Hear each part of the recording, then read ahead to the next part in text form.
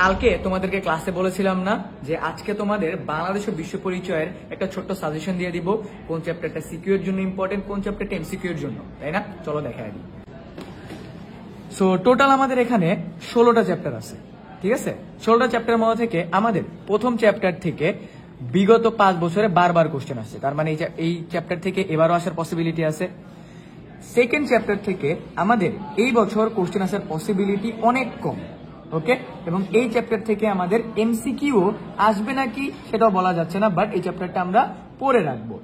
এরপরে চ্যাপ্টার থেকে আমাদের এমসিকিউ এর জন্য মোস্ট ইম্পর্টেন্ট, তোমরা অনেকে বলেছিলে ভাই এই চ্যাপ্টারটা বুঝি না, বাট এই চ্যাপ্টার থেকেই সবচেয়ে বেশি এমসিকিউ আসবে। এরপরে চ্যাপ্টারটা কি, বাংলাদেশের ভূপ্রকৃতি ও জলবায়ু, এই চ্যাপ্টার থেকে আমাদের এমসিকিউটা সবচেয়ে বেশি আসবে। এরপরে চ্যাপ্টার থেকে আমাদের সিকিউ প্লাস এমসিকিউ দুইটাই আসে, বারবার আসে। এরপরে চ্যাপ্টার থেকে আমাদের সিকিউটা খুব বেশি আসবে। এরপরে দেখো আমাদের একই ক্যাটাগরির দুইটা চ্যাপ্টার আছে, বাংলাদেশের বিভিন্ন অঙ্গ প্রত্যঙ্গ প্রশাসন ব্যবস্থা এবং গণতন্ত্র ও নির্বাচন। এই দুইটা চ্যাপ্টারও আমাদের সেকেন্ড চ্যাপ্টারটার মতো একটু লেস ইম্পর্টেন্ট, বাট আমরা পড়ে রাখবো যেন কোশ্চেন আসলে আমরা অ্যান্সার করতে পারি।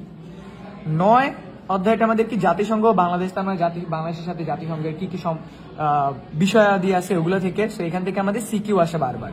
এরপরে টেকসই উন্নয়ন অধিষ্ঠ বা এসডিজি যেটাকে আমরা জানি, এটা থেকেও আমাদের এমসিকিউ আসে, সিকিউ এবার আসার পসিবিলিটি খুবই কম।